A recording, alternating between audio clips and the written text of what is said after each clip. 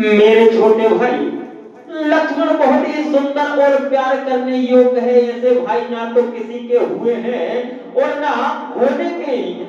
जो लक्ष्मण अवध के लोगों को प्यारे, माता पिता के दुलारे और श्री सीता राम जी के प्राण प्यारे हैं, जिनकी कोमल मूर्ति और सुकुमार स्वभाव है, जिनके शरीर में कभी गर्म हवा भी नहीं लगती, वे वन में सब प्रकार की विपत्तियां सह रहे हैं। हाय, यस मेरी छाती ने कठोरता में करोड़ों वज्रों का भी निरादर कर दिया, नहीं तो यह कभी की फट गई होती। श्री रामचंद्र जी ने जन्म अवतार लेकर जगत को प्रकाशित परम सुशोभित कर दिया। वे रूपशील, सुख और समस्त गुणों के समुद्र है। प्रवासी, कुटुंबी, गुरु, पिता, माता सभी को श्री राम जी का स्वभाव सुख देने वाला।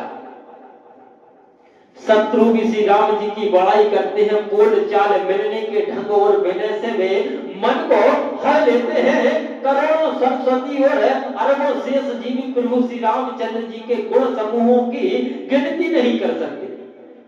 वे सुख रूप रघुवंश शिरोमणि श्री रामचंद्र जी मंगल और आनंद के भंडार हैं। वे पृथ्वी पर कुछ बिछाकर सोते हैं। विधाता की गति बड़ी ही बलवान है।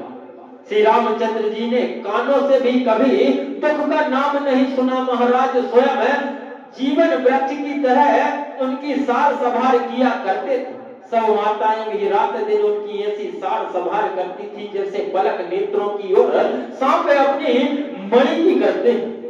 भाई श्री रामचंद्र जी अब जंगलों में पैदल फिरते हैं और कंदमूल फल तथा फल फूलों का भोजन करते हैं। अमंगल की मूल के कई को धिक्कार है जो अपने प्राण प्रियतम पति से भी प्रतिकूल हो गए। मुझे पापों के समुद्र और अभागे को धिक्कार है जिसके कारण ये सब उत्पात हुआ। विधाता ने मुझे कुल का कलंक बनाकर पैदा किया और गोमाता ने मुझे स्वामी द्रोही बना दिया। यह सुनकर निषाद राज प्रेम पूर्वक समझाने लगा, हे नाथ आप व्यर्थ विषाद किस लिए करते हैं। श्री रामचंद्र जी आपको प्यारे हैं और आप श्री रामचंद्र जी को प्यारे। यही निचोड़ निश्चित सिद्धांत है। दोष तो प्रतिकूल विधाता को है। प्रतिकूल विधाता की करनी बड़ी कठोर है। जिसने माता कैकेयी को बावली बना दिया, उनकी मति फेर दी। उस रात को प्रभु श्री रामचंद्र जी बार बार आदर पूर्वक आपकी बड़ाई सराहना करते थे।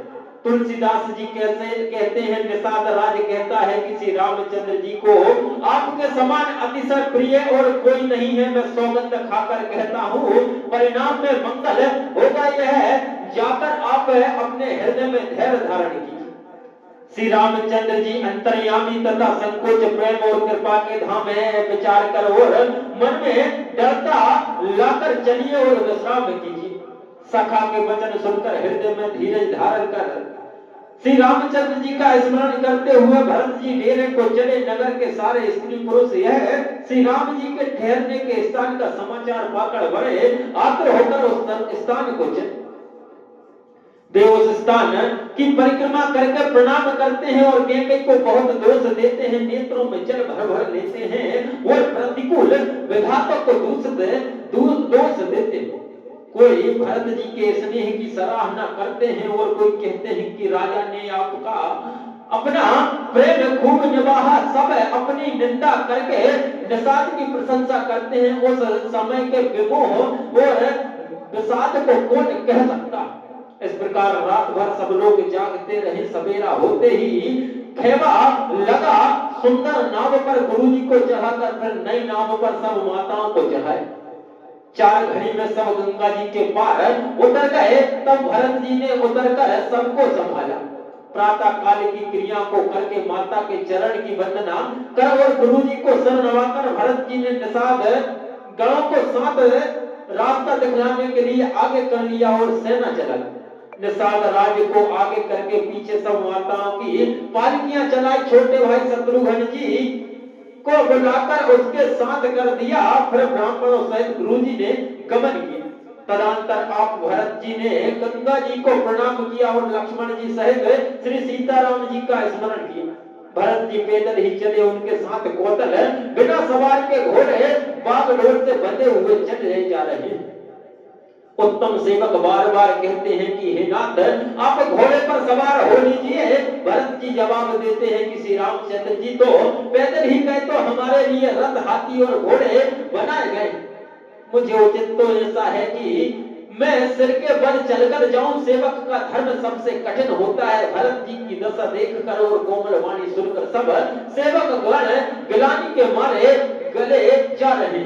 प्रेम में उमंग उमंग कर श्री सीताराम कहते हुए भरत जी के तीसरे पहर प्रयाग में प्रवेश किया। जय श्री सीताराम।